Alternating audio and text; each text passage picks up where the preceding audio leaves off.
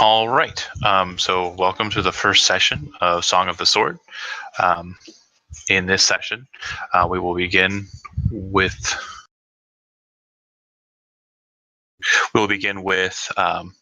Seth Highwind on his way down into the dungeons of Stormloft Castle. You have been instructed by the king and his vizier to go and conscript as many people as you feel you need from the prisons to go with you on your quest of penance, which has been set before you for reasons. Once you make it down into the dark cells of Stormloft Castle, the chief guard tells you that they only have 3 people within, and you can see on the ledger the names of these individuals. There is an individual named Gimmit's Ironforge, who is the person who has arrived earliest amongst these 3, and it would seem that he only just arrived earlier this day, or perhaps last night. The ledger's time is a bit smudged in its ink. Based on the name Ironforge, you can assume that this is some sort of dwarf. The next name on the ledger would be a Hadrian Mercer. Not much is really written next to him, but you do see a strange red mark up near his name, which is concerning, but you're not terribly familiar with what that mark would mean. And the next name after that is Bellerin Greensleeves. As you kind of enter in, the guard chief kind of leads you into the area. You can see that on one side there are 2 occupied cells, and on the other side there is only 1 occupied cell. So the one who's on his own side is the dwarf, and the other 2 individuals, that's a human and what appears to be a half-elf. You all see a knight enter in with the guard captain, or the guard down here, the jailer. He's wearing a suit of what appears to be half plate or possibly full plate armor, brown cloak over that, and set on his back is a very fine looking greatsword.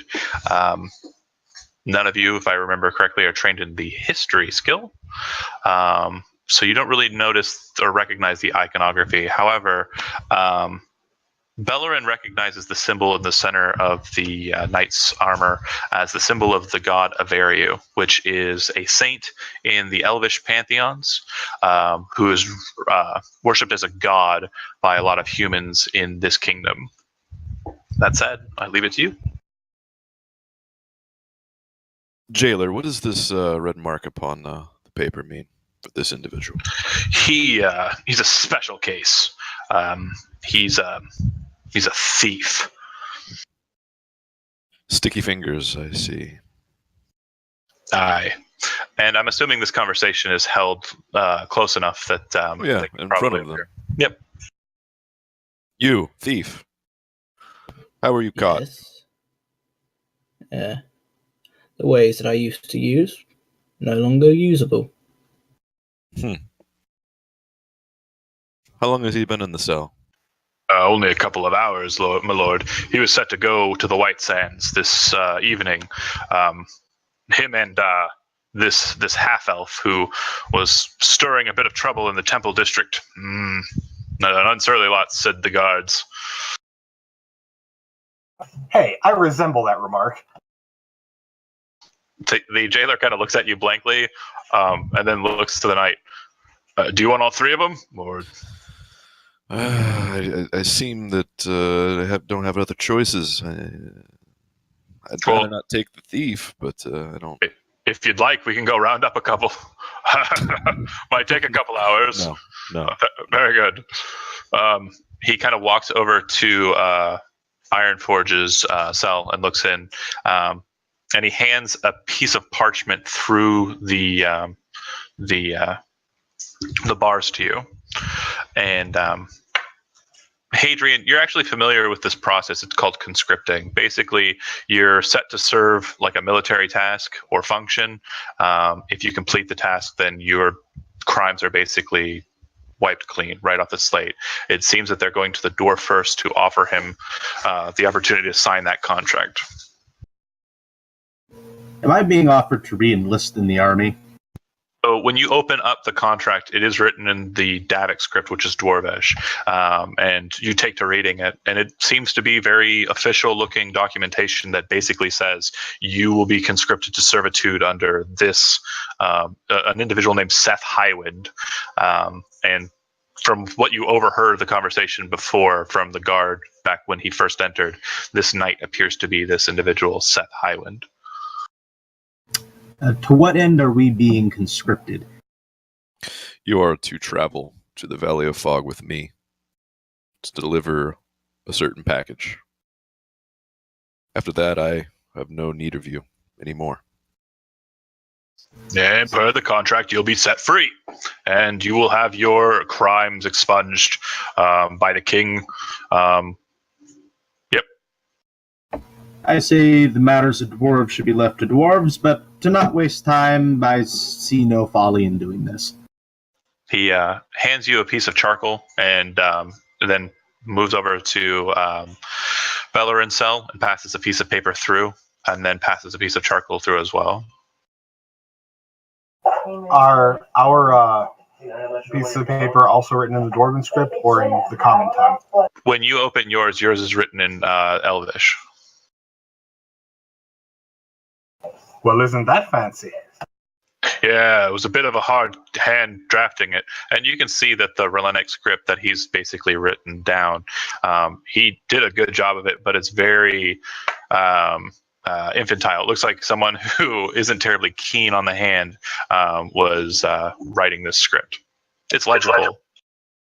Effectively, it's like they wrote, let's say, French with English grammar. Yes.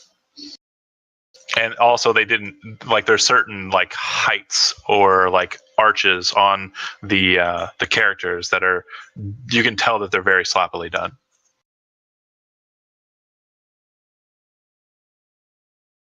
All in all, is it pretty much the same thing as what the dwarfs was? You're conscripted to Seth Highwind's charge to ensure his quest is completed. And Seth has basically stated out loud that his quest is for him to be transported to the Valley of Fog to deliver a package. In it, is there any mention of gear, equipment, or other such? It doesn't say anything about it on the sheet of paper, no. But you can hear sounds of other guards kind of moving about back at the entrance of the place. Sounds like they're kind of moving about gear and itemry in that area. Well, Bellerin will look over at who he assumes is a Seth Highwind. Will our what's the word?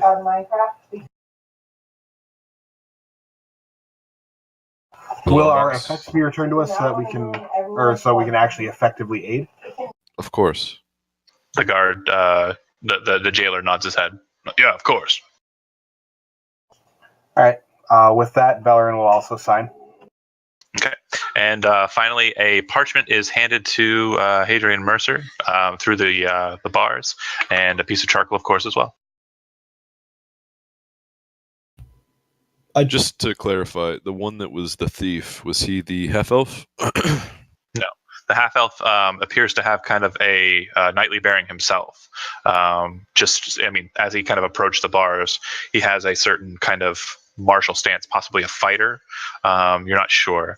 The dwarf, he looks like a dwarf, to be completely honest. If you want, let's go ahead and do this. Remember that you're currently not in gear, but actually, let me do what I wanted to do. Do it the way I wanted. Hold on, Dan. Hadrian, you're handed the parchment. You sign, of course, as well. Is that correct? Yeah, I'd sign. But as I'm reading over it, has the guard got anything on him that looks easy to pinch on my way past. The keys that he has on his belt look like they're easily removable, but since he's probably going to release you from your cells very shortly, he will probably notice that it's missing. Okie dokie. Yep. Okay, you sign off. There's nothing special about yours either. When you sign, no changes to the wording or verbiage. It's just written in common for you. And eventually he kind of lets you out. Seth and him kind of lead you into the other room, and all of your gear, everything that you had on your person when you were incarcerated, is present, available for you to take up. Additionally, it looks like each pile or packing of gear also has what looks to be like a satchel set next to it. Seth would recognize, and also Gimmets would recognize this kind of satcheling as a food allotment, a ration pack, and based on the size, it's probably a 2 6 days worth of food. Is there any? Sorry, you're breaking up. Say again. Is there any ale in the packs? So when you kind of set to the pack and kind of look them over, you would notice that each ration per day does have a small allotment of sour wine, but nothing in the ale department, no. Gimmets frowns as he discovers this. Okay, so as you kind of gear up, I'm going to go ahead and have Lewis explain what Hadrian looks like, so we can kind of get that to the people watching. Hadrian Mercer is a 6'3" human, light skin, not really seen much sunlight, using the shadows quite a bit. Quite long, unkept hair, never really having the opportunity to cut it. Brown eyes, quite strange clothing for a thief, as it is quite colourful and outspoken, more than most other thieves wear. That's about it. Okay. Bellerin, Ravis, go ahead and explain Bellerin for us. All right, let me pull up the character sheet real quick so I can give a good description. Very good.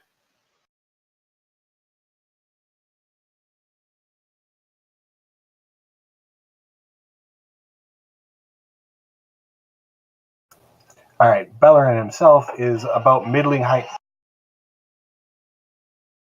Sorry about that. Bellerin himself is about middling height for half-elf with rather sharp green eyes and earthy brown hair. As far as his gear goes, the armor that he wears, if it's all right with you, is lacquered green to it's fine. Or to keep in the theme of the Green Knight, with his holy symbol prominently featured about his neck. And Seth would recognize the holy symbol as well. If I remember correctly, we went with Wetweaven, correct? Correct. Okay. It looks like it's the symbol of the fair goddesses, the seasonal goddesses, Dan. And it looks like his is kind of set so that the top female of the group would be the what you would recognize as Autumn. Okay. All right. And then Gimmets, go ahead and give us a tale of how he looks. Gimmets is a male mountain dwarf, around 4'10", pretty heavy set. Main characteristics is he is almost as wide as he is tall, with very large, strong arms. He has a golden skin color, red hair, green eyes, and looks really weathered. He looks like a dwarf who's been working in the mines his entire life. You know, very hard, no soft lines about him, with a fairly large red-colored beard. And he wields a large pickaxe that looks like it has been modified into a weapon, with the sign for the god Ingam engraved on the center of the pickaxe. Okay. And for those watching at home, let me get that. symbol there for you. I'll get a couple symbols out there for you since we've explained them. The Witweaven. I hit show to players. Do it.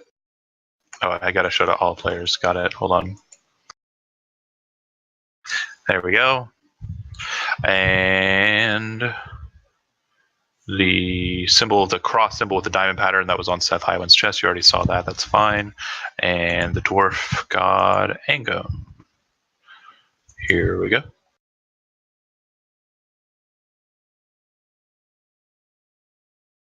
It is two stylized hammers crossed behind a shield with a double bearded axe. All right. So this is your retinue. Dan, kind of looked them over. Two of them at least look fairly competent martially. The other one you're not sure. But you have your group and you know where you need to go. And you also know that you'll be going on foot. You have an idea of your path and how you'll head up north out of the city into the Deborah Forest and to the Barrier Peaks. Okay. In front of the group, Seth looks to Hadrian. Understand this, thief. If anything in my possession disappears, you'll be the first to die. He's very cool in saying this, so much so that you believe it to be true.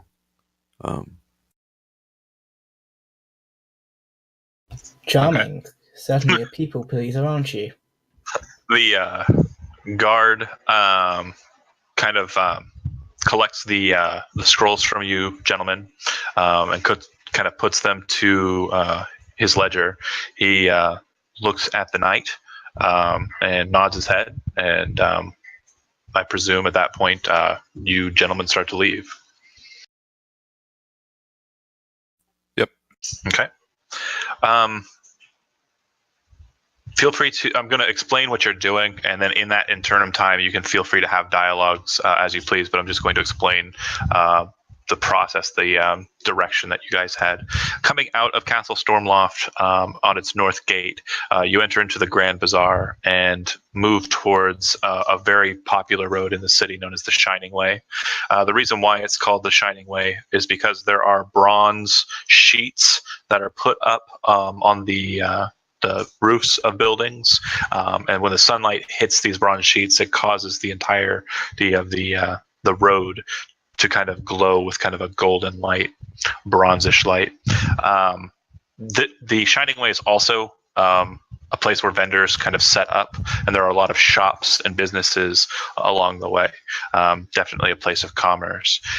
You would exit out of the north gate of the city of Stormloft, and kind of head out into the farmlands and then pass that into the wilds.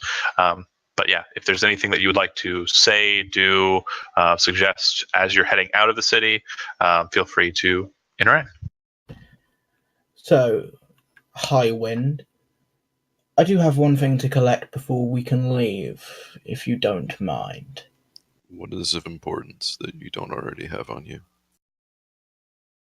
Just a relic of mine. Only thing I have with my parents, and I'd quite like to bring it with me. Where? Where do you need to go to retrieve this item?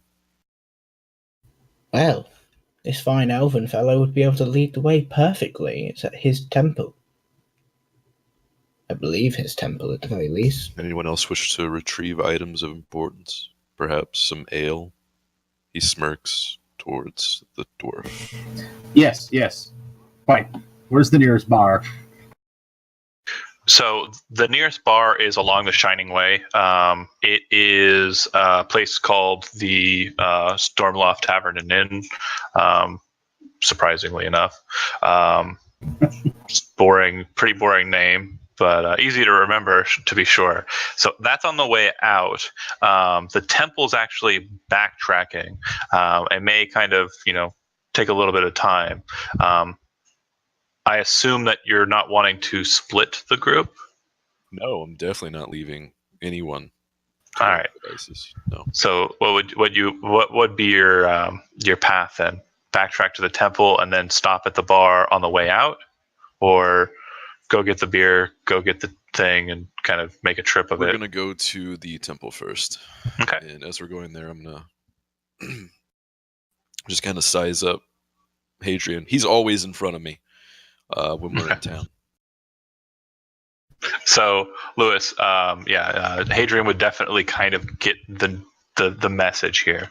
The other two seem to have a little bit more free reign, but it seems that this knight is kind of holding the leash, at least metaphorically, close with you. You would arrive at the Shrine of the Seasons. The matron of the temple, Eris Yavi, sees Bellerin enter in, and a look of surprise kind of falls over her face, and she kind of wanders over to him, and in Elvish says, "You were taken by the guard. Why are you free now?" Replying in Elvish to her, Lady Yavi, I was conscripted by the Sir. I can't think of a proper, or he'll drop into comment. I can't think of a proper Elven word to say the Sir Knight to him. I apologize of him, and then back into Elvish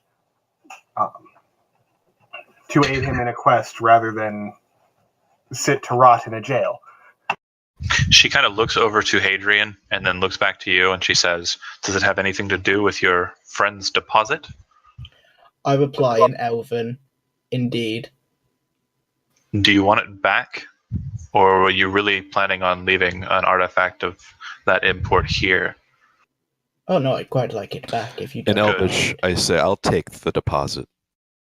She looks to the knight, and she looks to Hadrian, and then she looks back to the knight, and she says, "My lord, I do apologize, but is he not a free man? If he is not a free man, then I will of course relinquish the item to you, but it is He's not a free his." man as of yet. Not until he's completed his task. And this relic, if you will, it is under my belief that it was retrieved in ill-gotten means. So I wish to have the item. You wish to have the only item of my parents? That's... Is it of your parents? Yes. Do me a favor. A deception check opposed by your insight check. So Lewis, deception, and Dan, insight. Bugger. I know. All right, I see your roll, and I see your roll. All right. He says yes, and as you're looking at him, as Seth is looking at Hadrian, you can see like almost a tear kind of like rising up in his eye, and he just kind of whispers to you, "You can't take this from me." And you kind of look to him, and you look to the maiden, and the maiden's looking to you very sternly as well, and you kind of shake your head. You do believe that the item is indeed a memento of his parents. You'll receive it when we're finished. You have my word. I'd quite like to have it now. It's my only way to really speak to them. I don't quite know if you'll stay with us, to be honest. The maiden kind of pulls out the item, and it just appears to be a jade statue. And she says to you, "Good night. If he is conscripted to you, and the prize for achieving your quest is, as I assume, his record being expunged, I'm sure you understand that he has quite the record." Yes. This I item... have quite the reservations on having him within my party. Very, very good. She looks to Hadrian. "If you want, I will relinquish this item to him. Otherwise, I will keep it here. Is that all right with you?" I don't think I quite trust a man that would take a boy's memories of his parents, but so yes, my dear, I'd quite fancy you keeping after it. At least there I know it would be safe. Is that... I don't think you understand. You don't have a choice. The priestess is asking, is that acceptable to you, Sir Knight? Possession will stay in my person until he has completed his task, or he can return to the cells. I care not. You are not a free man until the king has deemed it so.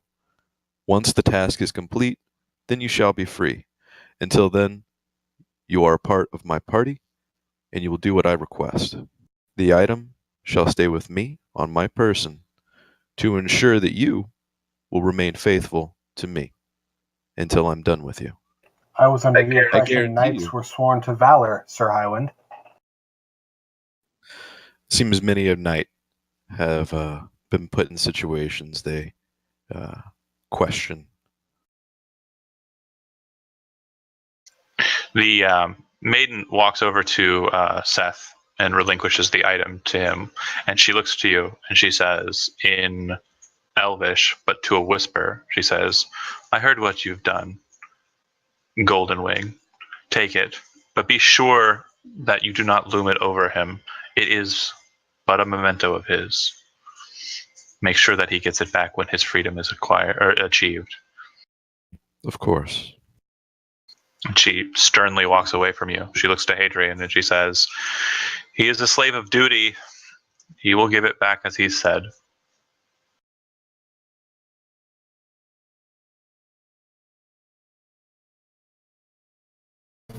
Come on, let's skip to the ale.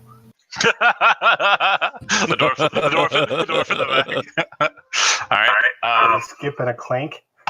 So a bit more silent a trip to the Stormloft Tavern and Inn. You enter into the place. The man behind the bar kind of looks you over, and yeah, what do you want? Just a quick question about how much gold would I have starting out right now? Probably about 15. So, and hand him all of my gold and say, give me the largest keg of ale, the strongest that you have for this much. Well, are you traveling? Yes. I'll get you something. And he goes in the back and comes back out with an armful of 4 pony kegs, sets them out on the table. You know that we down here aren't allowed to have the dwarven stuff, but this is the strongest that we can muster. So hopefully you enjoy it, and hopefully it keeps you in your travels. And smiles, sweeps up the gold, and deposits it in some sort of bin underneath the bar. Up into his pack, and he says, "This'll do. This'll do." Kind of grunts, and you can see that like the left side of his lip kind of drops for some reason. It's a strange tick, I guess. I don't know, because he's Sylvester Stallone. Okay, moving along. You guys exit out of the city. Anything that you want to exchange up until the point that you get to the forest, or no? Assume that I'm drinking a small tankard of this ale to sample it as we walk. Fair enough. And once you've kind of cleared the tankard, while you're not drinking at points, you set the tankard to your belt, and then pull it back out once the thirst comes to you. You can see that the farmlands that you're passing through in these areas, the closer they are to the city, the larger and more just well kept they are, and the farther you get and the closer you get to the woods, the more desolated some of them become. You can see that there might be people inside of these houses and hovels, and some of these houses and hovels looks like they are just remnants, skeletons of what they used to be, as you can see the forest looming on the horizon, and the barrier peaks kind of glowering over you to the north. You arrive at the kind of the line of forest just about by nightfall, and this is what you had expected, Dan. Seth would have assumed that he would have to set camp before he made his way into the forest and then to the cave, the misty path. Mm-hmm. Okay. So it seems we'll need to set camp. Bellerin, are you any good at finding good places for rest? Perhaps? Real quick, how many hours of daylight do we have left? probably about 1-ish. Maybe it's time-wise, I guess the best time to say it would be we're kind of in the autumn months. It's evening, but it's that kind of evening where it's kind of like a gray, kind of slowly becoming dark time, about an hour.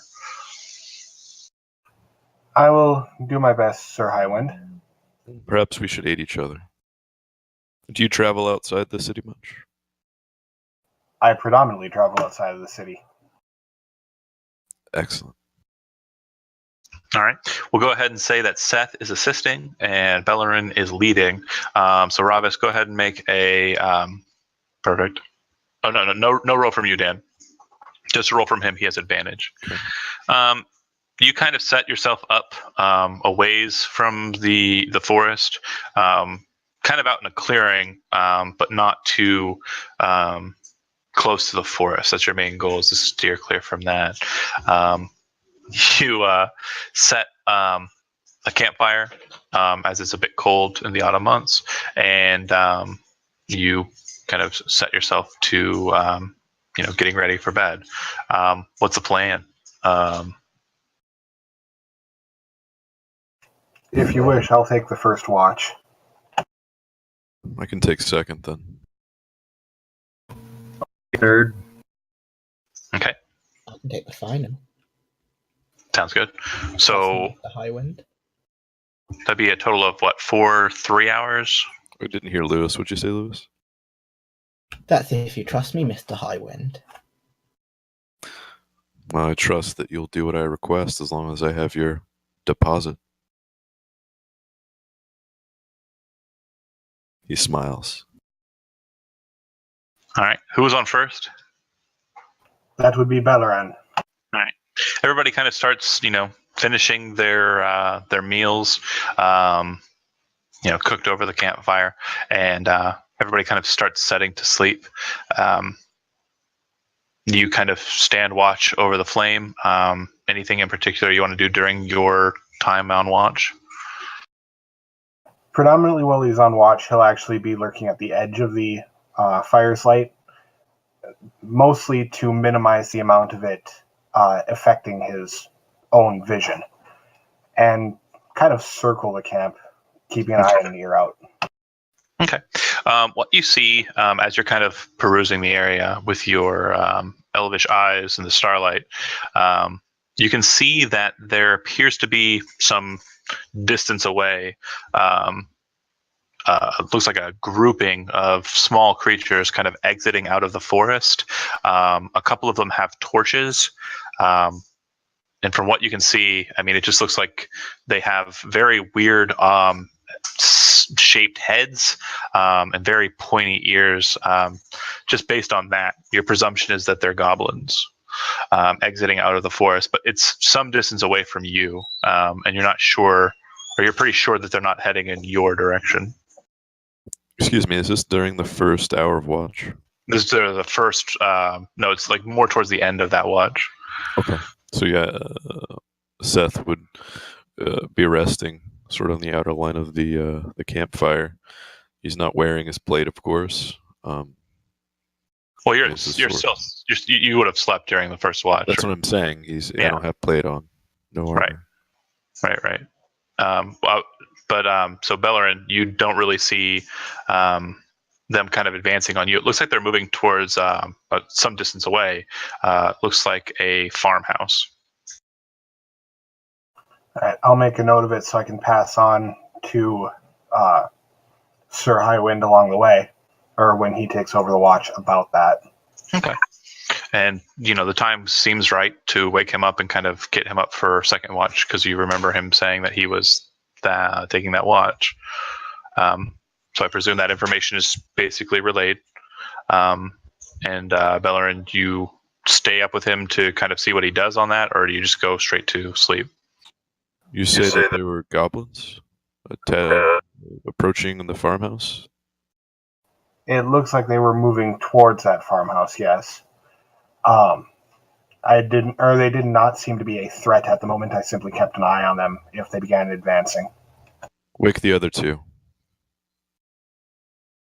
Okay. As you guys are doing that, I'm assuming Seth's kind of looking off in that direction. Yeah. Okay. You would actually see that farmhouse. Looks like it's starting to burn off in the distance. And you can see shadows kind of moving away from it back towards the forest.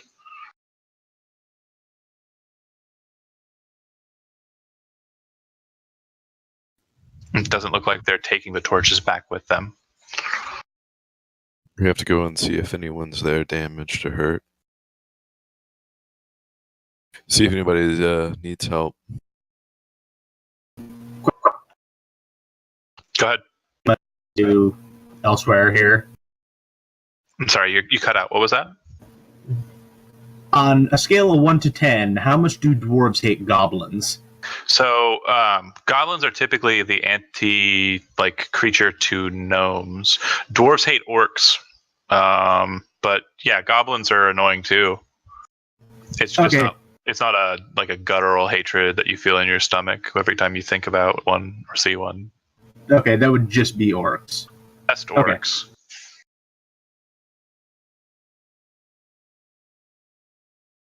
Yep. So if you basically get everybody up, they are all very tired. You take a few minutes to kind of gather your armor and set yourself ready, and you guys head over to that farm just as it kind of starts to set to full blaze.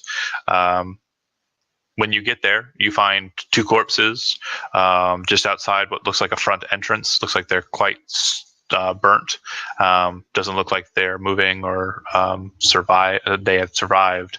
And you can see the sign of goblin all about the area. Looks like they came in, did what they did, and left the place ablaze. I had misunderstood. I thought it was an abandoned farmhouse where they were holing up for the day. Oh, it certainly looked like an abandoned house, to be sure. Yeah. You did not miscalculate that. If you'd asked more questions, it probably would have gone about the same. The house that is currently burning didn't look like it was much for keeping people. And this farm doesn't look like it's been kept at all. So these two people here that are dead, I don't think they were actual owners of the property. More likely wanderers like us who hold up in there for the night. Correct. I'd like to look through the pockets of the two dead. Oh, they're on.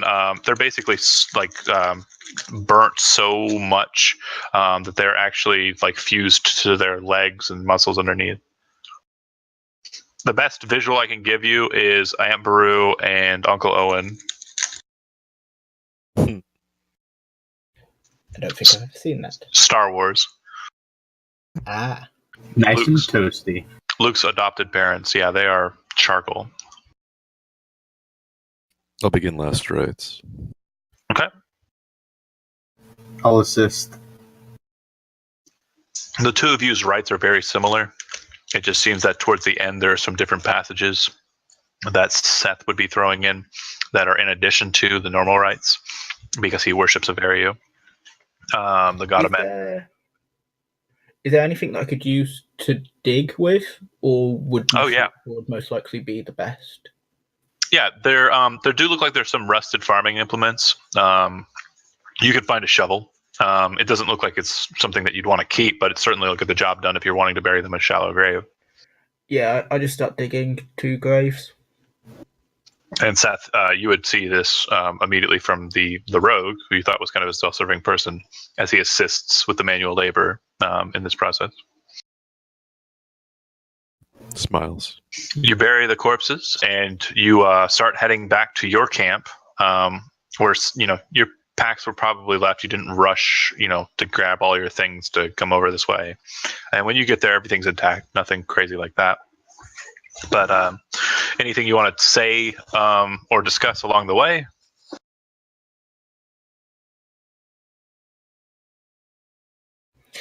As we've just seen, death is quite a annoyance, difficult thing, and quite like that statue. He nods. Do you relinquish it after nodding, or just nod? No, I just nod. You have my word you'll retrieve your statue upon finishing the task at hand. I have no need for it. But what I need is for you to be bound to the task, and I don't believe that you would be otherwise. I've seen many thieves. I'm not like many other thieves. Well, that's great. I hope not. All right. He walks ahead. To be honest, Sir Highwind, I've seen many thieves as well, and more of them wear plate armor than leather. Smiles. You think about that for a second, Dan. Oh no, I know. Okay, and it kind of hits home if you think about your backstory, and you guys make it back to the camp. Everybody gets back tucked in. Seth, you kind of stand there, just keeping watch. You can see the fire off in the distance kind of start to die down as the house gutters out. And your watch concludes. Who do you wake up for the third watch? I wake up the dwarf. Okay. And Gimmets, you wake up, I assume, to a quick, gush of ale down your throat as you kind of start to survey the area.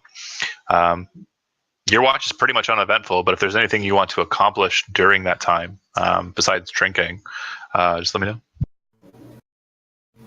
Contrary to popular belief, this dwarf is going to pull out a small book in between drinking and just start writing in it. It's just kind of like a personal journal. He's not very smart or wise, so he's just kind of just jotting down his observances. Okay. Anything in particular, like just so I, know that you're remembering it, or just general? Mostly just jotting down stuff like, I hope wherever we're going has a good smith. I feel like his main motivation for getting out is to try to learn more smithing from other people, because he couldn't where he was at because there were just so many smith apprentices already. Right. And they needed more miners than they needed new smiths. Absolutely agree and understand. Okay. At the end of your watch, who do you wake up for the last watch? I believe that would be Hadrian, yes? I believe that's right. All right. Hadrian, you wake up. Do you... what do you want to do on your watch in particular? Anything? It's probably about very early morning at the start of my watch, isn't it? Correct. It's getting to be that kind of, dull gray blue as the sun starts to kind of peek out over the horizon.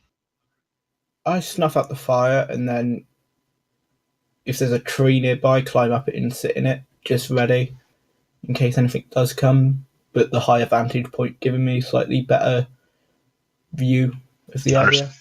Understandable. Nothing really,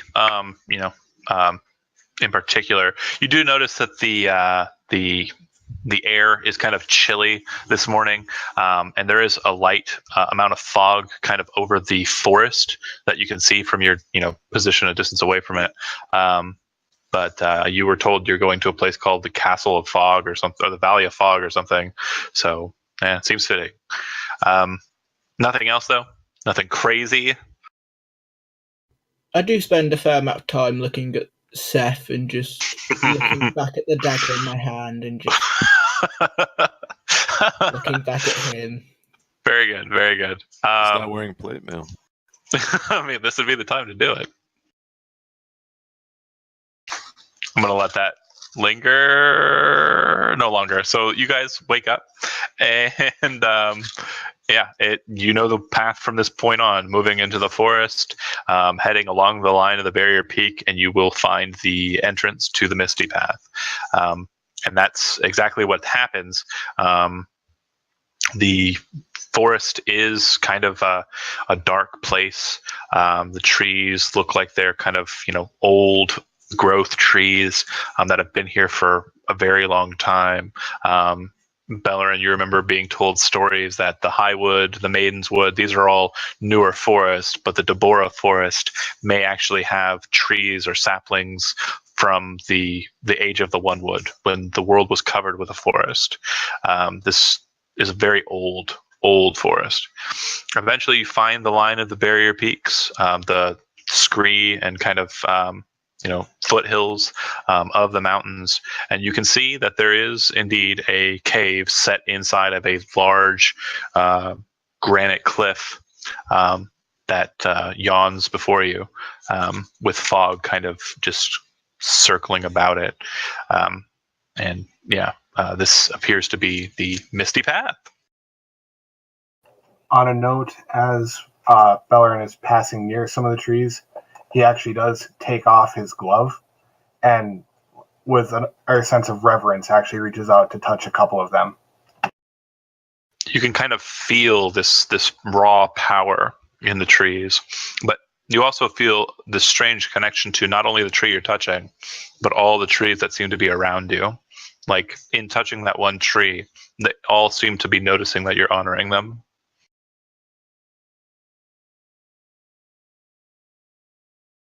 A mouth of a cave sets before you as you come to that point. The mist coming out of it, almost like smog or smoke from a smoke machine. Very, very high production values here, and I assume you guys go into the cave and head through to the Misty Path. I'm gonna look for any. Like, what kind of ground is it? Is it mud? Is it dirt? Is it rock? Is it grass? What is it? So close to the mouth of the cave, it's stone. It seems that the roots of the mountain are present here.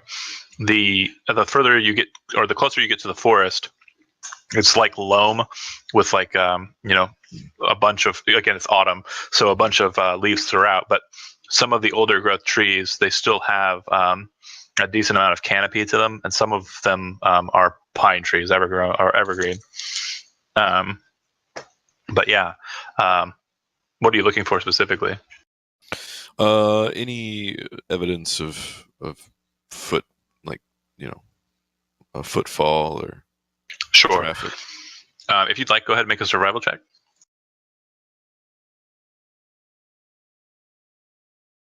As we enter the cave, I'd like to do it as stealthily as possible. You're moving towards the. You want to do? Okay. Are you going to try and scout ahead for the group? Yeah. Okay, that's a good rogue. And just try and do it as stealthy as possible. Are you making sure that everybody is aware of your intent, or are you just doing it?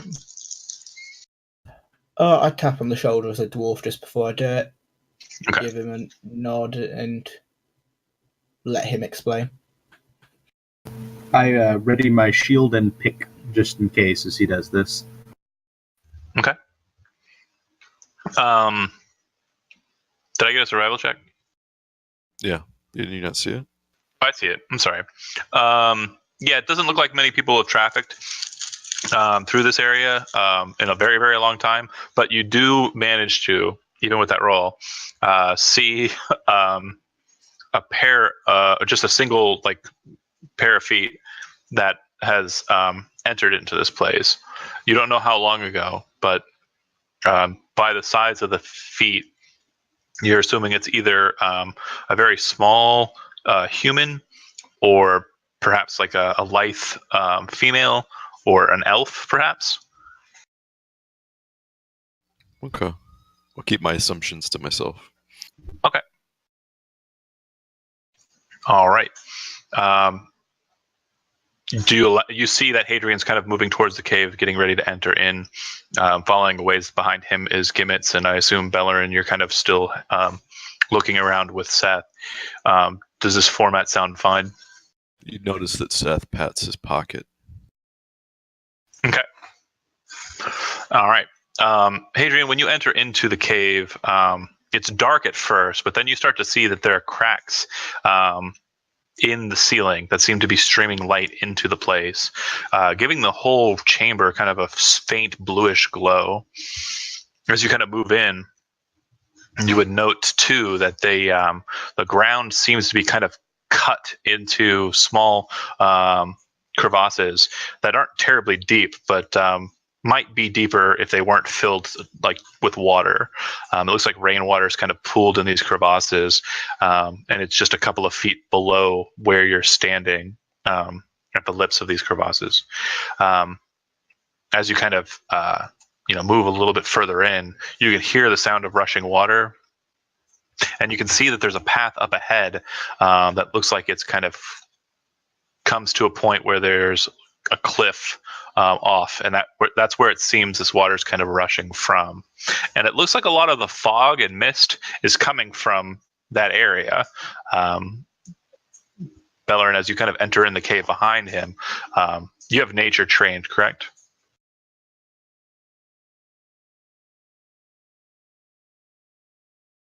No, I have medicine actually. Wow. Okay. I thought you were going green guy. I have survival, so It's fine. I'd still say, despite that, I mean, you probably have kind of get an easy idea of what's happening here. The water's kind of falling and churning in this place, and it's kind of lingering and causing it to emit out as fog because of the temperature within. As you kind of come up to that point, start looking around, Hadrian, all four of you hear a voice kind of boom through the chambers, and it says, "Leave this place. Leave now.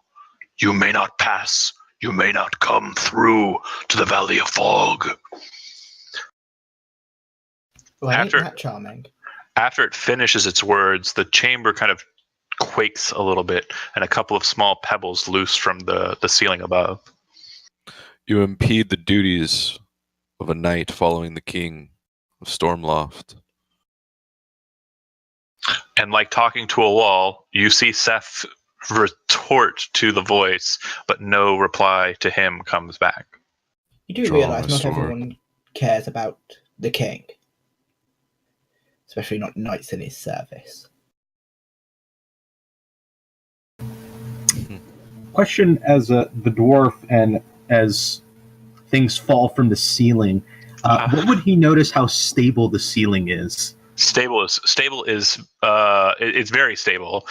You see that the loose stone is actually kind of pebbles and bits from up above, because there are actual like cuts in the ceiling where the light's streaming down, and it looks like it's actually just loose ground from above, like coming down.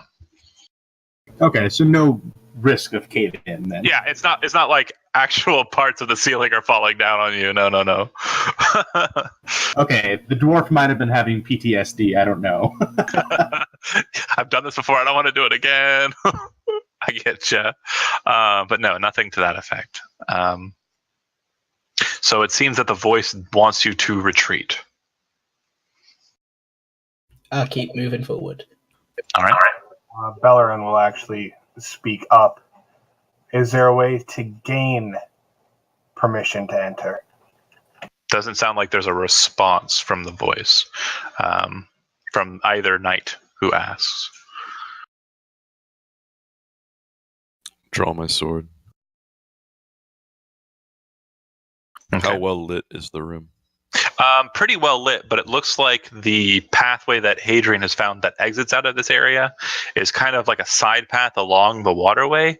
And it looks like beyond that, it's not very well lit at all. I'd gather a torch from my pack. Okay. And you light it? All right. And follow behind the others. Hadrian's kind of taking the lead and using the edges of your torchlight to kind of keep his eye on, the surroundings, I presume. The passageway alongside the waterway goes for some time, and the waterway seems to kind of narrow out and kind of come around a bend. As you're kind of stepping towards that area to kind of look around the stone, the voice returns. "This is your last chance, interloper. Leave this place. You may not gain access to the Valley of Fog. Leave, or meet your end in my maw." Never was one for following the rules. I keep on moving forwards. Make a perception check.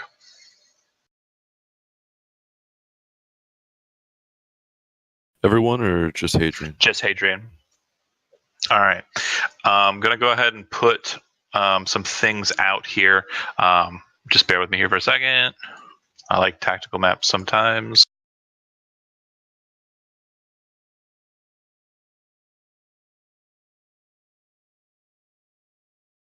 Can What was that? I respond to what the voice just said? Yeah, feel free. I'd like him to say, "You may have a big mouth, but your maw's not big enough to fit me in it." Fair. Doesn't sound like there's a response. Hadrian, when you look around the corner there, you see that the stream or this waterway kind of comes around and cuts through the stone. There's a wooden bridge that crosses over it just ahead of you, but it kind of crosses at an angle and leads to a small chamber of sorts that you can just kind of see. Not much light in this place at all. You see a wall made of wooden planks and beams that's been kind of set in place in the waterway and alongside the waterway. The passageway continues on, and behind the passageway, or behind the wood, along the passageway, you see a very large shadow. It seems to be backcast by some sort of light. The shadow that you're seeing looks like a snake-like figure with a very long neck, but it seems to have the body of perhaps a lion. The best description I can give you is it looks like a dragon.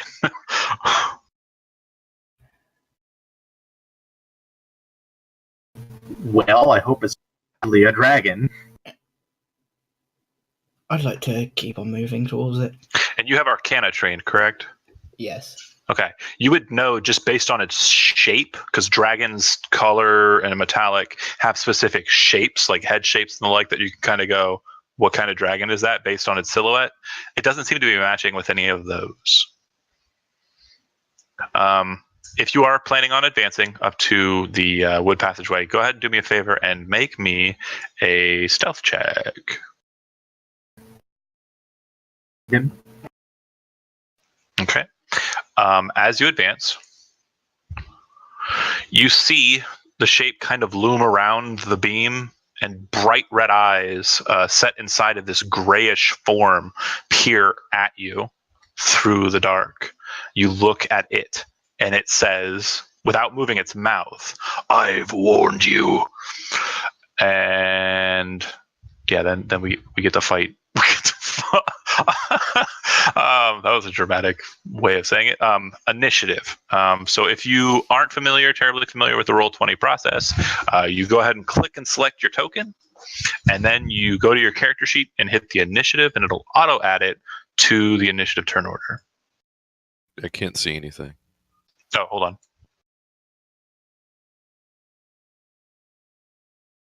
And you got a torch, right? How about now? I can see. And I only have a great sword, right? Yeah. Excellent. And this is what you're looking at, by the way. Cool. Lovely. It appears to be just a misty-looking dragon. Mist dragon. Is it possible for me to do a check to see if it's going to be immune to fire at all? So recalling lore about a creature you can do as a standard action as you try to puzzle it out. But I'm going to go ahead. I usually give a free one at the start of a combat. I'll go ahead and let you make an Arcana check to start it out, just to see if you can kind of puzzle out what the nature of this creature is. So the only thing that you're really gleaning from it is that it is a dragon. It does appear to be some sort of true dragon. The picture doesn't really show the lower half of it, but basically imagine like, a dragon body with wings there at the bottom.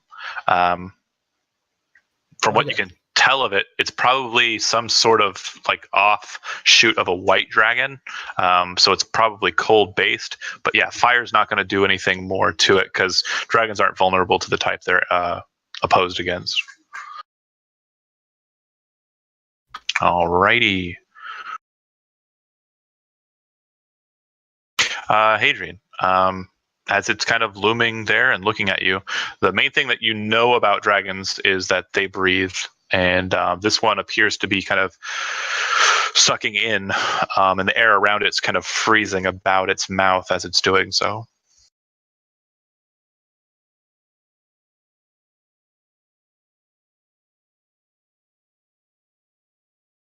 Okay. I'm gonna run up towards it. Mhm. Cast Booming Blade.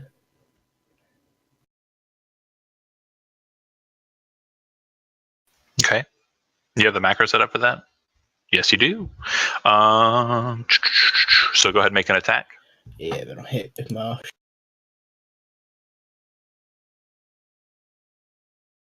As he kind of steps in to position adjacent to the dragon, his blade starts to kind of just emanate this strange air about it.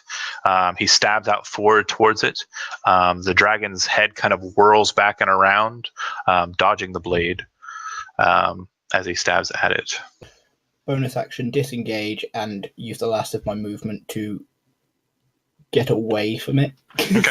So as you can see, there's kind of like a wall here. If you let me get rid of this thing on the show to play. Hold on. There's kind of a wall there, and the wall doesn't go all the way up to the ceiling, but it definitely doesn't make enough room for it to kind of reach over or do anything to that. So if you kind of get behind it, maybe jump over the water or move towards the bridgeway, you can definitely get away from it. Question. Where are we currently? Am I down on the river? No. Sorry. Let me go ahead and you're basically like right off screen. Okay. And you're effectively all kind of coming in that way. How deep is the water? As you were walking past it, you would have kind of gotten an idea of it being about 5 feet deep. I'm 6 feet. I'm just going to get a bit wet. I'm going to jump in the water. Smart. All right. It's a bit chilly. Not freezing cold, but definitely cold. But yeah, you hop in. All right. Bellerin.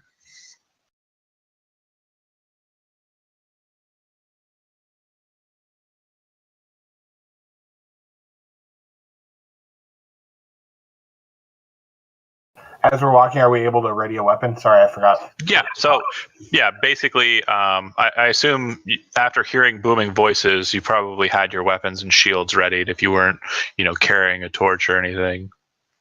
Yeah, you weren't. The only person who was the Dan. He's fine. But yeah, you get your weapons out. All right. Moving up where the rogue was, and that uses all of my movement. I'm going to attempt to hit it with my hammer. Okay.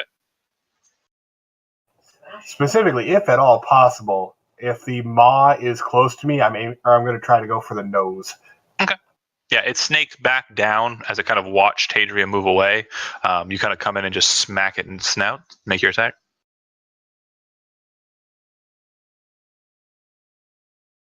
All right.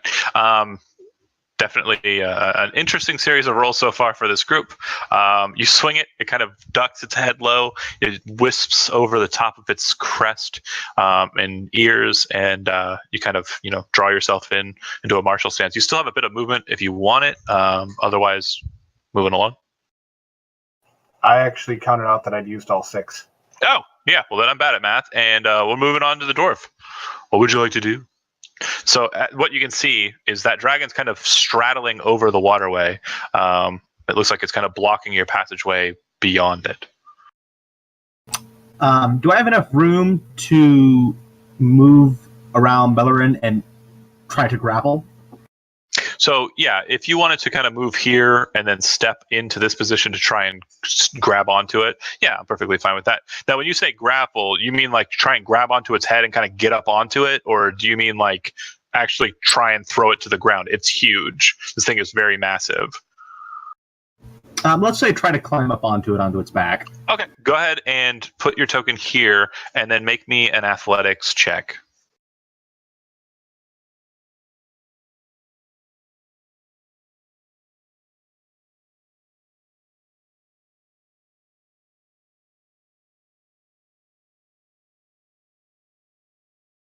All right. So as its head kind of snakes away from Bellerin, you kind of rush past him and reach out and try and grab onto its ear. You get a hand on the ear, but then it kind of slips loose, feeling a bit wet and slick, a bit more than you thought it would be, and it kind of just leaves your grasp. And yeah, that would be your action to try and jump onto it. Okay. Can I go into a rage as a bonus action on Sure the end of my can. turn? Yeah. You get frustrated that the grab didn't work, and then it goes to Seth. I'm gonna march forward, drop the torch here, take the sword off my back with both hands, and slash downward towards the closest part of its body I can reach. Okay, so you'll be stepping into Bellerin. The only space really available, Right. So I'm is, dropping it here, slashing, and then stepping back. and I moved. Let's see how. Well, I want to drop the torch here, so I move 15, move another 15 there, like through the attack. So I draw the sword, so I'm dropping it here. As I'm pulling the sword from my back, I'm slashing downward with it as I continue to move here, but the torch is left there.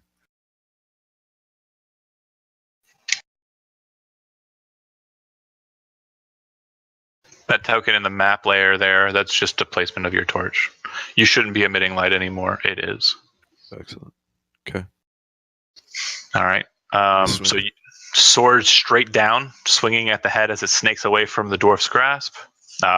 It's a wily thing. It kind of just swoops back and around and comes back into its coiled state as you swing at it wide and miss.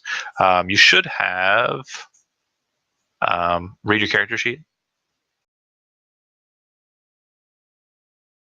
Should have what? Oh, come on. You don't see it? I see multi. Oh, there we go. Excellent. Yeah, so go ahead and make a second. And also, I lowered this thing's AC down, and it's just not low enough. You swing and swing and swing and miss. It snaps back into its coiled state, kind of looks straight in on you guys. With all of you being as close as you are, it really can't focus its breath as it would please, as it desires to. So it's going to kind of look at the biggest threat, which appears to be this glowing knight, and just breathe straight upon him. I need you to make a Constitution saving throw, please. Which one? Just Seth. Just Seth. Sorry. You succeed, so you'll take half, which will be 11 damage, 11 cold damage as it breathes straight upon you. And it doesn't move or anything. It just kind of, snaps its head, breathes, and then kind of is wriggling its head to focus on these other attackers. Hadrian, you hear the sound of the breath smashing forward, but it doesn't sound as powerful as you expected it to from like a white dragon. So you're kind of relieved by that. Is there anywhere that looks like I could climb to get above the dragon? Yeah, I'd say so. You could probably get there's a small enough gap between the wood walls and the cave ceiling that you could probably snake up there. Yeah. Yeah, I'd like to get up there, and then I'm going to Burning Hands. Okay. Go ahead and make an athletics check to climb up. Okay, so after getting out of the water and kind of getting onto the stone, you try to kind of paw your way up the wood wall. It's a bit more than it's a bit more difficult than you'd anticipated. So you're kind of stuck on this side. Have I got any movement left? Yeah, sure. You didn't really go anywhere. So if you want to hop across, I'd say you'd have about 15 feet more.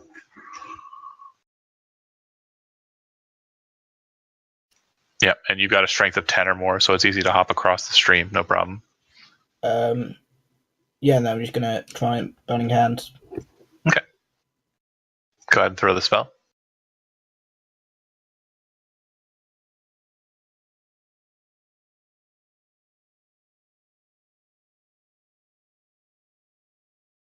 You send forth a cone of flame from your hands. It smashes into the dragon's form, and it kind of singes at it, its flesh. It kind of looks at you annoyed. It doesn't do any more than you'd anticipated it to do, but it definitely does look like it's the first time you've dealt damage to this thing. So there you go. It looks like it went through as well. It didn't avoid it. Anything else from you? I'd say you'd have about 5 more feet of movement if you want it, and you still have a bonus action. disengage, step away. Pretty much, yeah. All right, sounds good. Bellerin? Back into the water I go.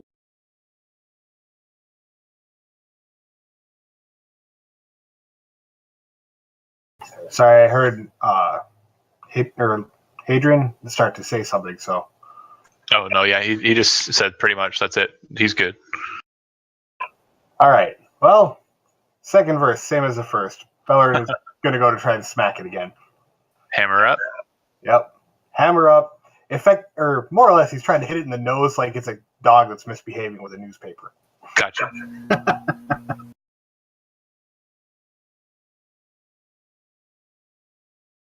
All right. Seems to be a fun day of dice rolling. Swing wide. Holding your ground or moving at all? I'm holding my ground mostly because of my fighting style. Gotcha. All right. Gimmets, as you kind of stand alongside this elf, half elf rather, and he starts swinging at him with a warhammer and holding his position. It's kind of inspiring. I mean, you expected an elf to be more flighty and dancy, but this guy seems to be pretty strong as stone. The dwarf is rightfully impressed and wants to try to one-up this, and he's going to try to grapple this thing again. Okay. Go ahead and make an athletics check. Out of curiosity, did I actually hit with that attack? Because you didn't say. Oh, no, you swung and missed, man. That's a 7. I have advantage, right? Oh, wait, why would you have had advantage? Any strength check abilities since I'm raging? No. So an attack is not a strength check ability. You're talking about... For grapple? For grapple. Oh, sorry. I thought Bellerin was talking. I got my head mixed up. No. I was moving on to that. So you, it swings its head away from Bellerin, and you jump up onto its head, kind of like landing belly onto it, and grab behind his ears as he kind of like swings up with his head and away. You kind of manage to twist yourself midair so that you're now straddling his neck just behind his head. And that would have been... Go ahead. Was that a successful grapple then? Yes. Can he take 3 damage from my spiked armor? Yep. You can see that his spiked armor is kind of just pressing him into the dragon's flesh. It looks like he's kind of velcroing onto it. It's pretty awesome. That's a good visual. Now, would that be my full action, or would I be able to take an attack as well? You effectively grappled it, so that's what your action attack would be. Could I use my bonus action with the spiked armor to deal it damage since I'm grappled with it? Yep. That's how it worked. Yep. So your action was grapple, and then your bonus action was deal damage. And I don't presume you're wanting to move now that you're on top of it. No. I will stay here. Got it. So Seth, it looks like the dragon's head is kind of reeling about as it has a pincushion of a dwarf attached to it. What would you like to do? Slash across its belly. Okay. Duck in kind of underneath the head and swing at it. Go for it. Yeah, that'll hit. And your second attack? I'm going to advance here. What's this ridge look like? About a 3-foot height, just a bit of a step up. Okay. I'm going to step up, and then I'm going to strike down, slash across its on back. Its side. Yeah, okay. All right. Go ahead and roll me just a 20-sided dice. Okay. Yep. So you swing. It kind of, you twist the blade just awkwardly as you're stepping up. The flat of the blade catches more flesh than anything else. All right. It'll go to its turn. As you guys are kind of looking to it, and it's kind of reeling in hatred. Gimmets, you're the first one to notice it, but as you're kind of grappling onto it, its form starts to become intangible. The thing becomes translucent. It becomes just a cloud of gaseous mist. You fall safely enough to the ground just where you're at, and it kind of moves itself to here. Oh, no, one more, sorry. one back, about 10 feet away, as it kind of just floats back in this cloud form. It still holds the form of a dragon. It just seems to be that now it's completely made out of mist. All right, its action was to transform. Hadrian, you don't see the effects, but you do hear a very strange sound of dwarf plopping on the stone. Damn dragons. I can see a little pathway. Just Yeah. use all my movement to run down that pathway. See if I can see if there's a way that I can get round to it. Sure. Go ahead and dart that way. And once you get there, you see that it's kind of an empty chamber. There are a couple of crates. It looks like there's food goods, probably. It looks like there's a small, like, sleeping cot or like bedroll on the ground. You've noticed that there have been a couple of them present in this chamber. Besides this one, you pass by a couple behind the dragon, but this appears to be a bit more secure place, and the bedroll looks like it's been used recently. No, it's 50. Check, go ahead. As an action, can I do a check to see if the dragon's real and not like a magic? Oh, sure. So you're basically spending your action kind of thinking about the dragon a bit and wondering if it's an illusion or not. And you're pretty sure, just pretty certain from the sounds that you've been seeing and from the, just the nature of the combat so far, it has to be a tangible thing. It just can turn into mist. All right. Do you want to move 15 feet back in, or do you want to stay here? Does it look like there's anything in this room that I can use to my advantage? I mean, there's food, but other than that, no. How much damage would throwing food at it do? Well, when it's in its mist form, probably not much. I'm going to go ahead and move on to Bellerin then. You see it kind of gaseous form back and kind of take, hover a bit. A free insight check from you, please, Paladin. Alrighty, one moment.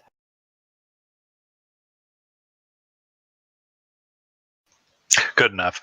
It would seem that the thing that triggered it to kind of snap away wasn't the fact that there was a dwarf, riding it or anything. It seems that the thing it was focusing on before it shifted and backed away was the movement of Seth Highwind. It seems that it's not okay with him kind of entering into the cave any further.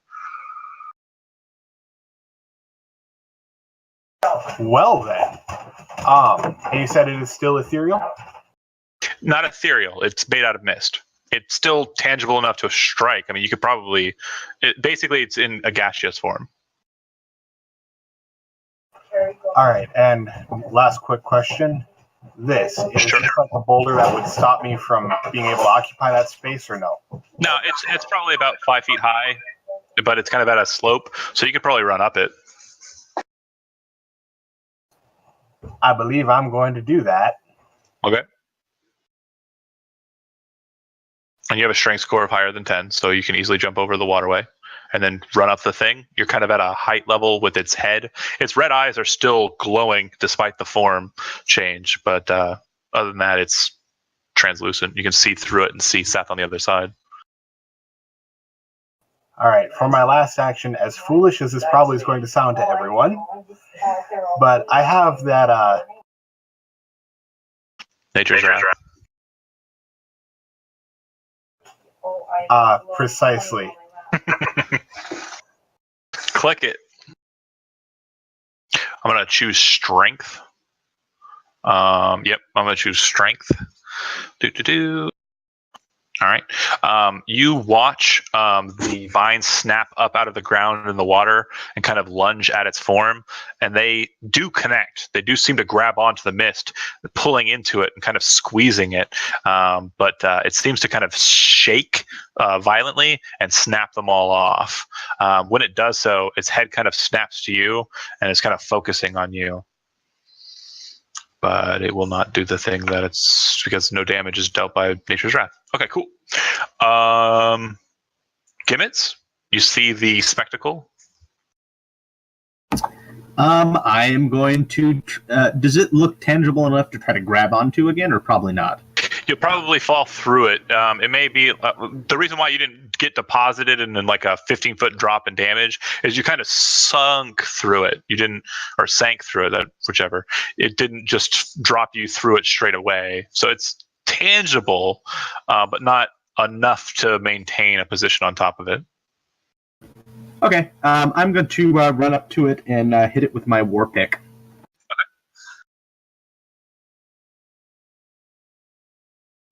Go ahead and yep.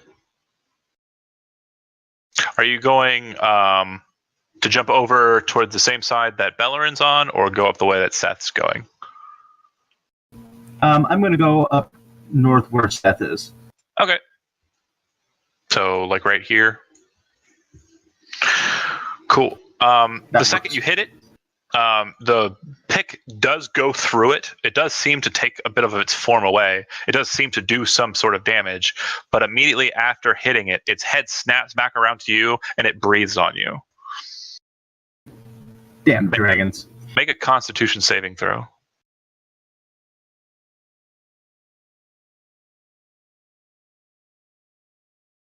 Take 14 cold damage. Okay, 14. And Seth and Bellerin both, you would notice that it seems that in reaction to it being struck, or in response to it being struck, it breathes upon him while it's in this strange state. Well, that will be interesting. All right. Seth, unless you had anything else, Dwarfy Dwarf. Good. Okay. Seth. Move here. And Okay. I'm going to try and strike at it with the Okay. sword. That'll miss. And again. Okay. That'll also miss. So you start swinging wildly at it. Its face is still kind of facing off against the dwarf, and it's breathing, and it doesn't seem to notice your wild swings. Well, if I can ever roll above a 5. Fair. It will continue its movement. It will take the dash action to move itself.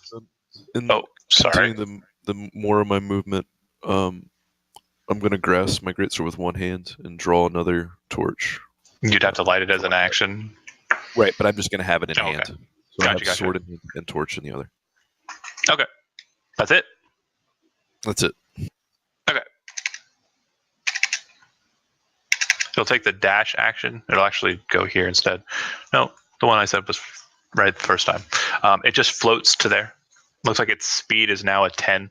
That does provoke opportunity attacks from all three of you. Does anybody want to take it? Yes. Oh, God. Swing and a miss. Swing and a miss. Man. Oh, man. Swing and a hit. All right. The dragon can... Out of curiosity, it's reaction. Or do the fact that when it started to do that we were flanking it give us advantage or disadvantage on it? No. We don't do flank rolls. Yeah, no, we don't do flank rolls. Oh, okay. Never mind then. Yeah. I won't get into it. Okay, but anyways, war pick hit. Let me just see how I wrote this. Bear with me here. Da, da, da, da. It's a reaction. Okay, so it's already used its reaction. All right. All right, that'll be it. Hadrian. I'm going to use my movement to come here. Oh, but its reaction refreshes at the start of its turn. I'm going to go ahead and do it. Sorry. Real quick. Once the dwarf hits it, it's going to breathe on him again. Go ahead and make a Constitution saving throw. Oh, Lord. Here we go. It's spending its reaction to do so.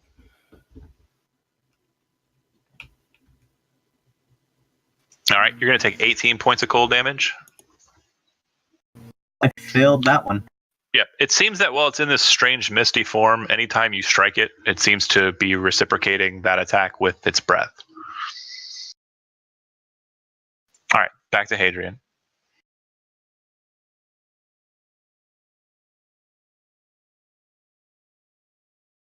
I'm just gonna.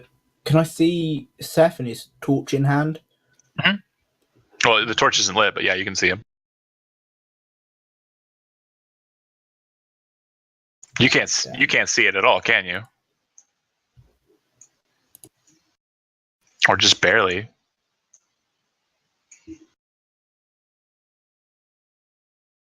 I'm not close enough to Seth to light the torch. Well, there's a torch. There's a torch at your feet. If you want to pick it up and as an action throw it, you could. Yeah, I'll do that. All right, where do you want to throw it? Just point it at a place with your ruler there. Okay. All right. Cool enough. It's within 20 feet, so I'm just going to say it hits where you want it. All right. Cool, yeah. You see Hadrian come around the corner, chuck the torch. It hits the ground, broadcasting light to the place. The ruby eyes of this mist dragon now kind of gleaming. All right. Any other movement or anything? You sure can. Yep, I'm just going to hide. Go back behind the wall and say goodbye. Yep, pretty much. All right. Go ahead and make a stealth check for me.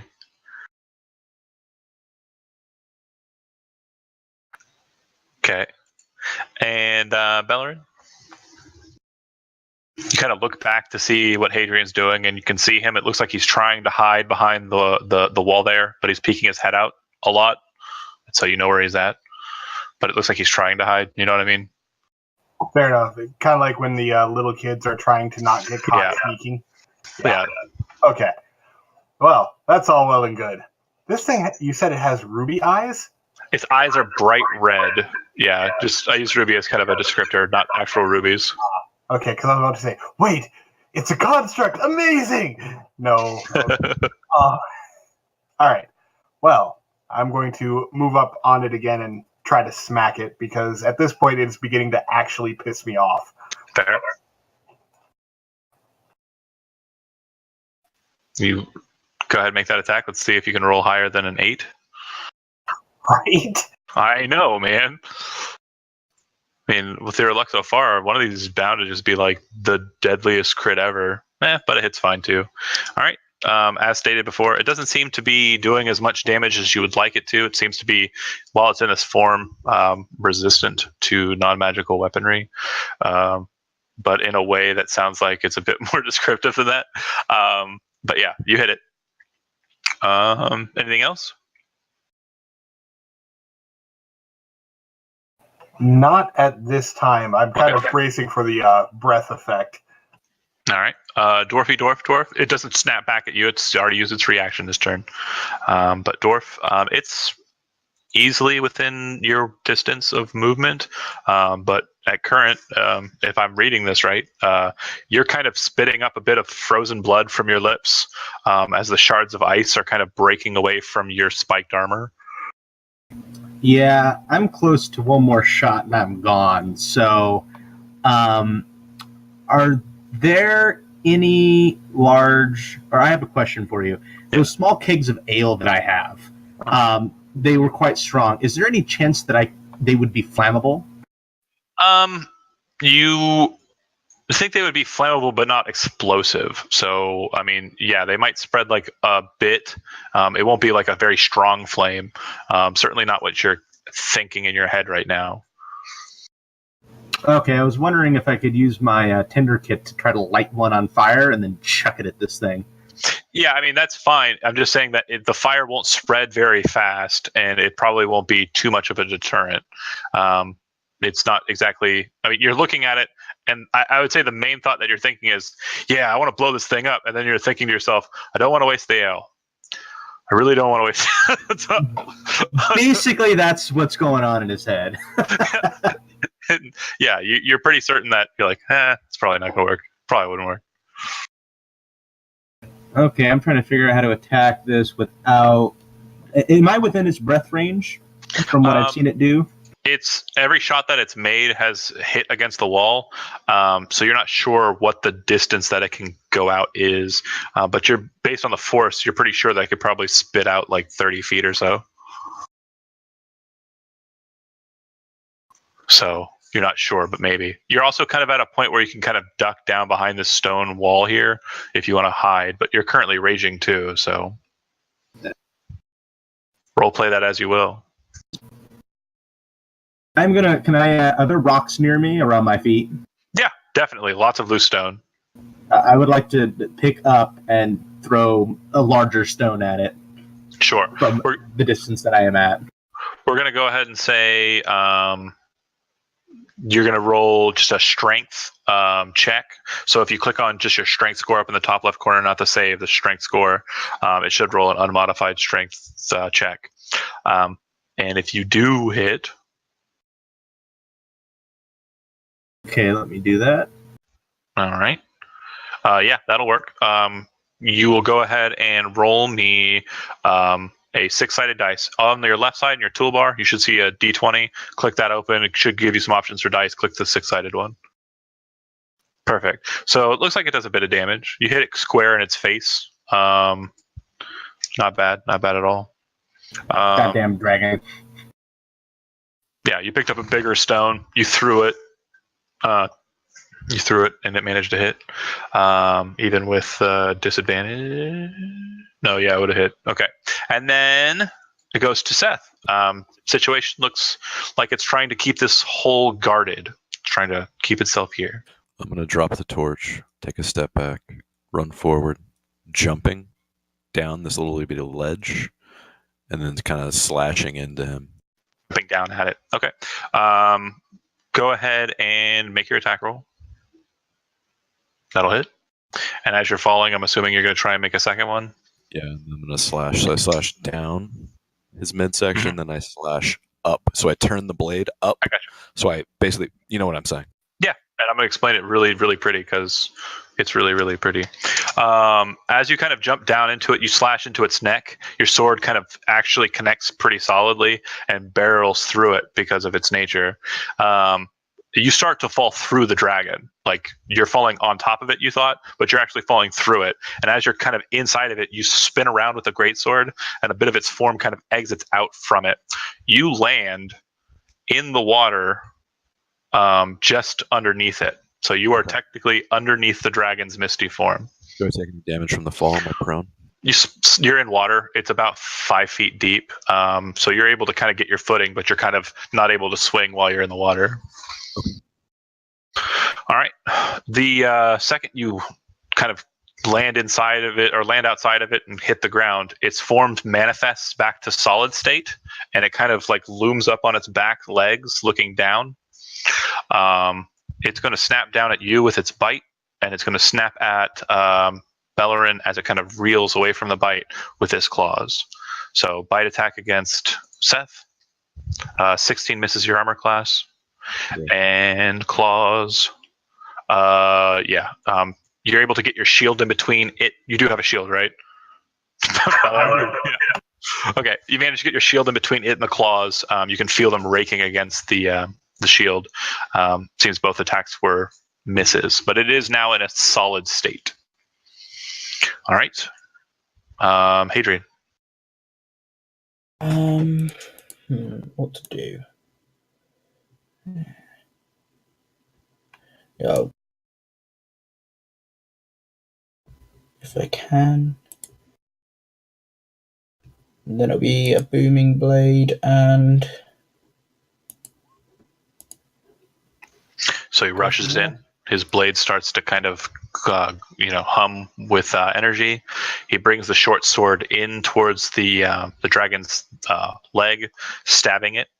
You do have an ally adjacent to it, so you would get sneak attack on this. That will hit.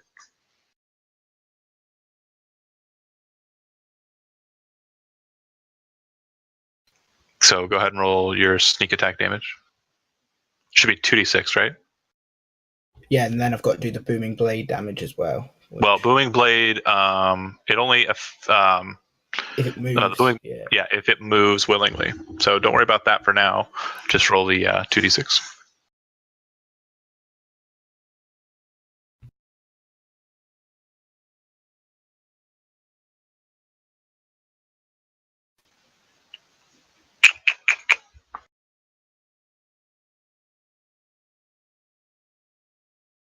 Cool, So I cool, was cool. having some technical difficulties there. Didn't It's want to perfectly accept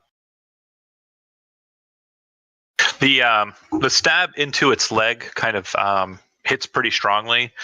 You can see a bit of blood start to kind of come out of its leg as he stabs it, and you can see that the energy that was coating his sword has now moved from him and now is kind of lingering like an aura around that area where he stabbed. A very strange spell, to be sure. Anything else from you, Hadrian? Is there any way I could hide as a bonus action? You could bonus action disengage, but you can't hide because of your placement. I don't think I've got any movement less if I did disengage. No, yeah, you darted. Yeah, you pretty much. Dash, he'd get a reaction. He would. Don't worry, I got you, bro. You want to take? You want to take the? We're about to get into Counterspell City. If you want to do it, take the dash action and get away from him. This could be fun. I already know what Bellerin's planning. Doing it. All right, so it's gonna make its reaction and attack Bellerin. I am using my fighting style to use the protection. Okay, so it has disadvantage on its attack. Awesome. I love you, Bellerin. I literally turn to the elf and just go, I love you, as I run. All right. Despite your best efforts to get your shield in between its head, the head kind of ricochets off the shield and still snaps past you to cling onto Hadrian's shoulder for just a second and tear. Hadrian, you'll take a total of 9 damage, 1 point of that damage being cold damage, as you feel the rime kind of catch on your coat as it snaps on you. Okie dokie. All right. Yeah, I'm just going to keep moving. You paid for it. Back in the water I go. I'm loving the water today. All right, Bellerin. A bit annoyed that your shield didn't work either. The hammer's hit a couple of times, but untrustworthy implements. Yeah, I'm going to attempt to smite it, though, burning off one of my spells. Well, you can declare smite after the attack hits. So go ahead and make the attack. I realized that. I would have used that last turn. Yep. If you're using a spell smite, like one of the smite spells, it's a bonus action first and then it attacks. But just divine smite, when you hit, you trigger. All right. So I'm going to attempt to hit him again with the hammer. Okay. Ooh. All right. And then what levels? Well, first level spell, because you guys are, yeah. Derp, go ahead and roll. It's a D8, right? 2d8, actually. That's right. Yep. Go ahead and roll it.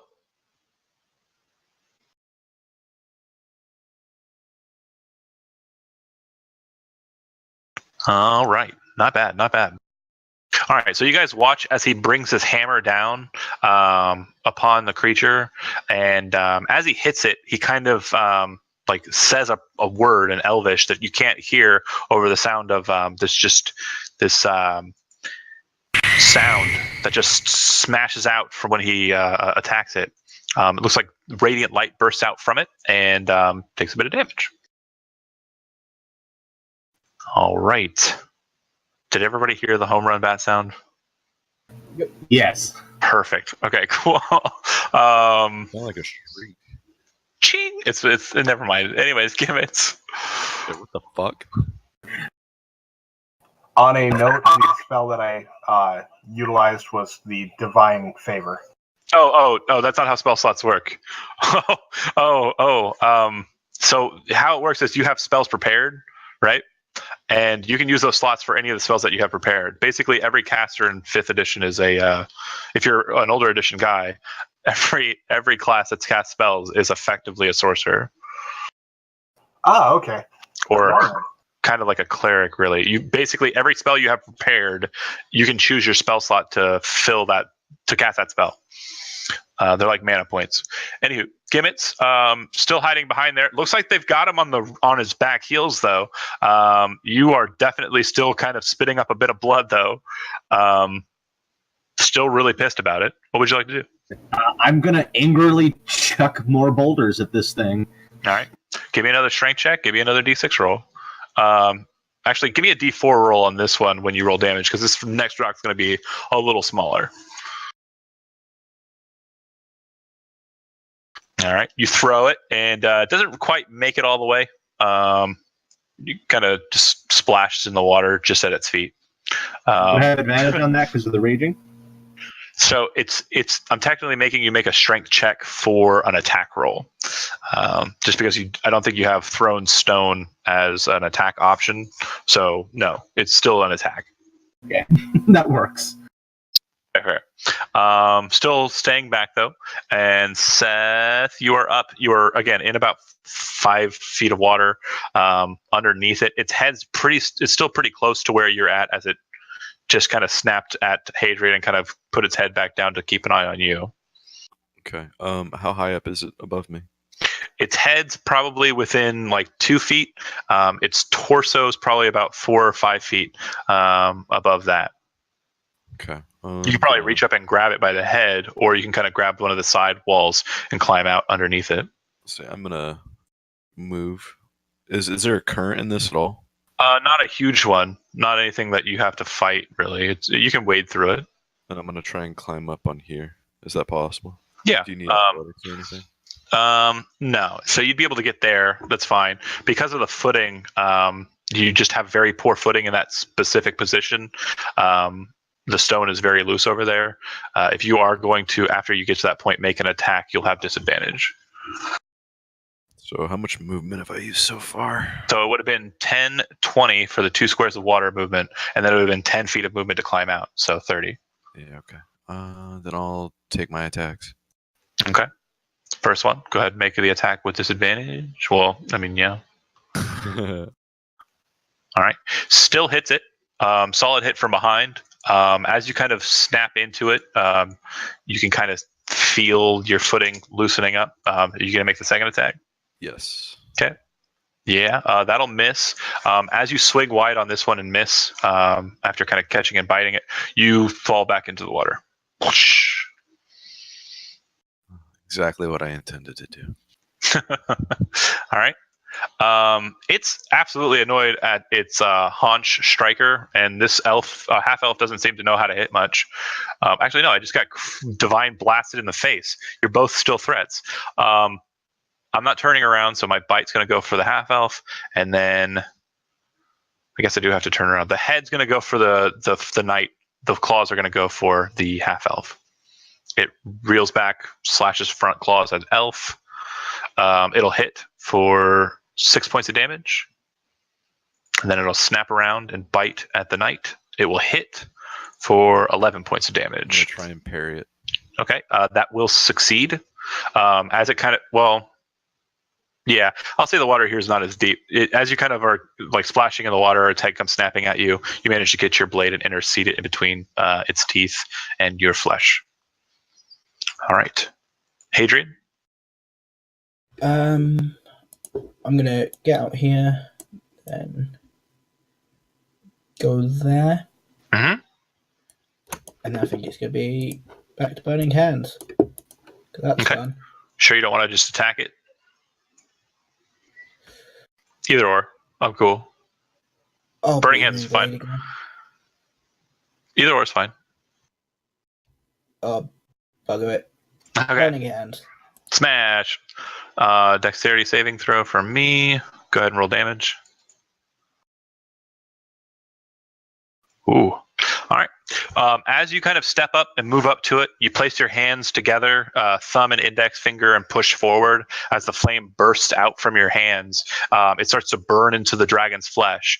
Seth, from your position behind it, the head kind of starts to like open up wider than the mouth would actually allow, and it seems to be kind of splitting apart. And Bellerin, from your position, you see its form start to just become nothing more than mist. The eyes kind of faintly become pink, and then white, and then empty mist, and then nothing, as the whole thing of the form just dissipates. As it's dying or kind of being burnt away, you hear what sounds like the shriek of a woman kind of emanating out from the form, and it dies. Burn, baby, burn. All right.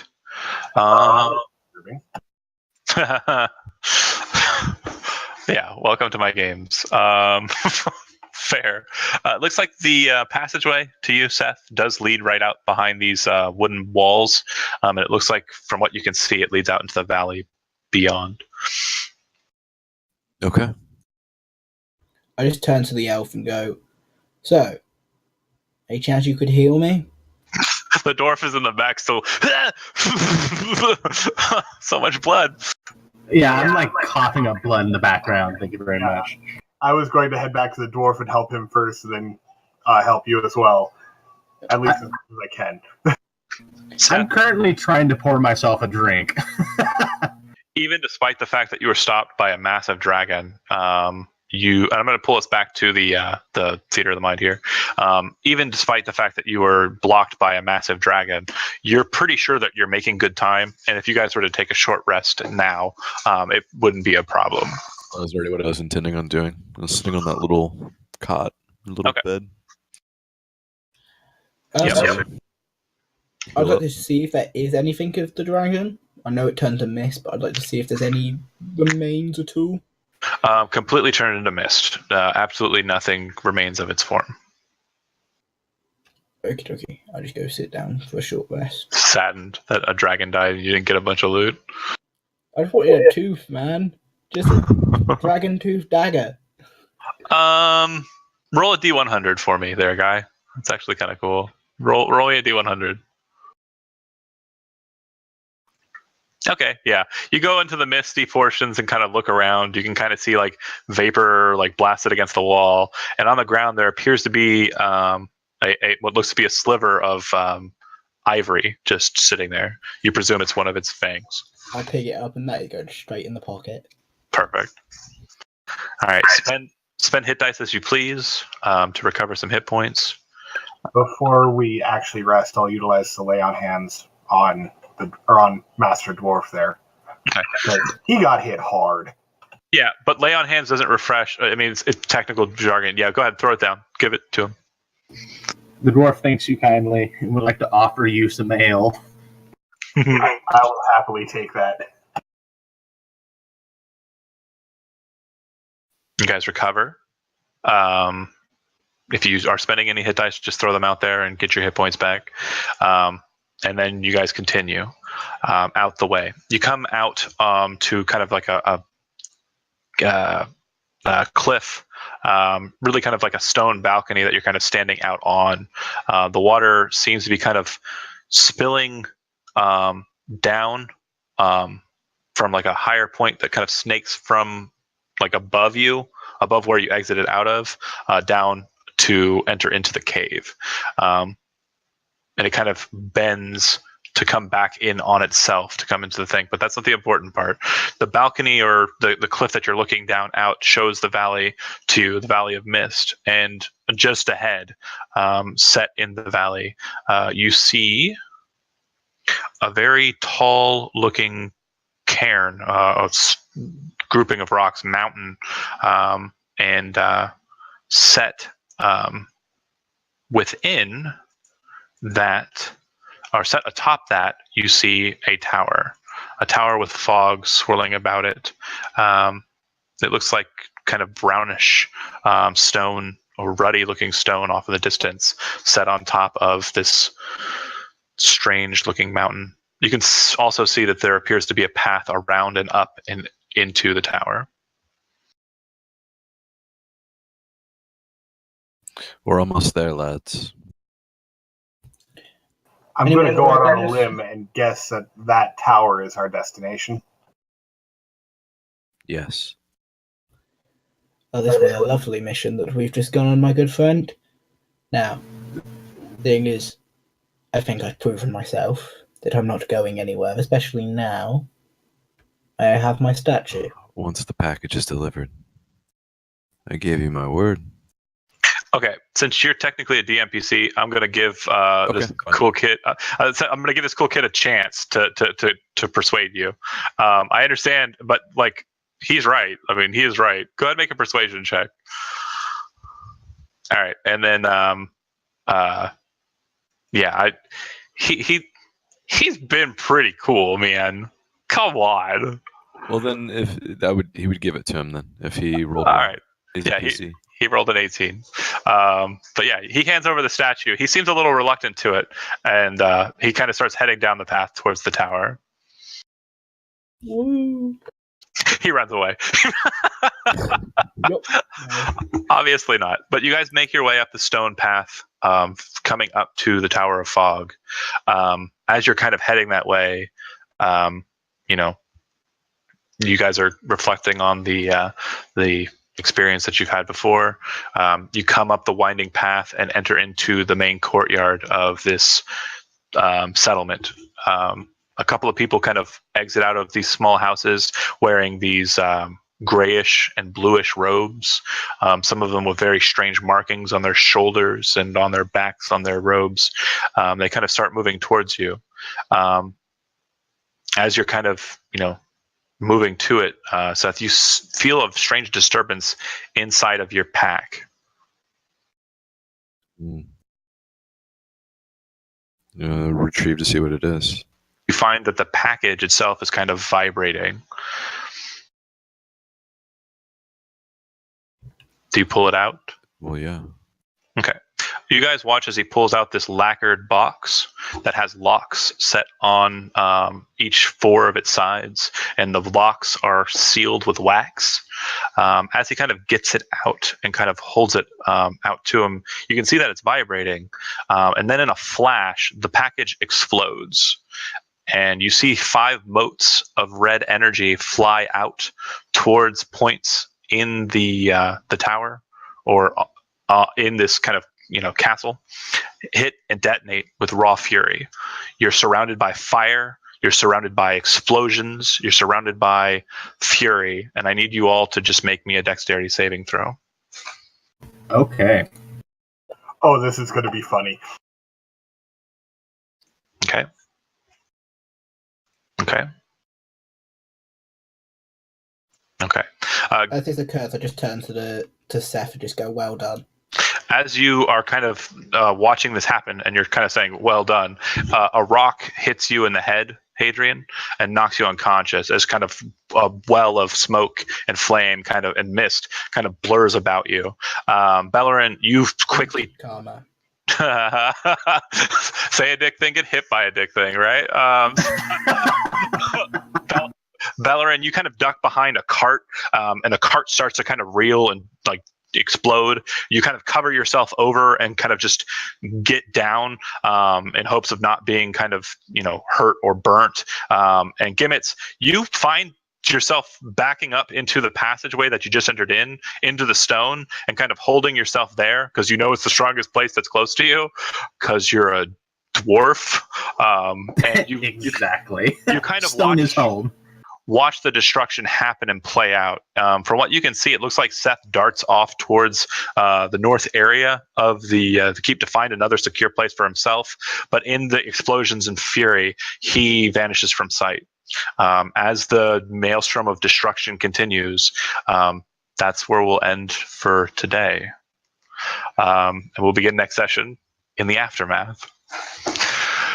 Experience is awarded at the end of every session, and you will gain a number that I have right here because I'm a prepared DM, of course.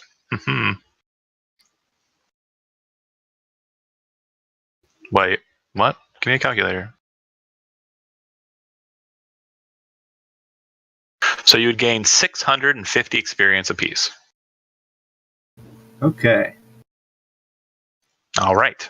And that will be it for the session. And I'm going to go ahead. Yeah, very, very good. I like this party. I like it a lot. Thank you for joining us, Dan. You did great. We'll talk more, of course, in the future. You may be back on again. You will not be joining us next week. You'll see why next week. All right. The next episode of Dragon Ball Z. Dragon Ball Z. The funny thing about that is when we saw the Mist Dragon, I know, that's my what I first thought. thought was, Shenron, you're a long way from home. That's what I thought too. I was But like, he's what the fuck? I mean, Protecting the Dragon Balls. he's made of mist. Anywho, yeah, but we will definitely learn more about the fates of this group next session. I'm killing the stream. That's what I'm trying to do. All right, I'm doing it.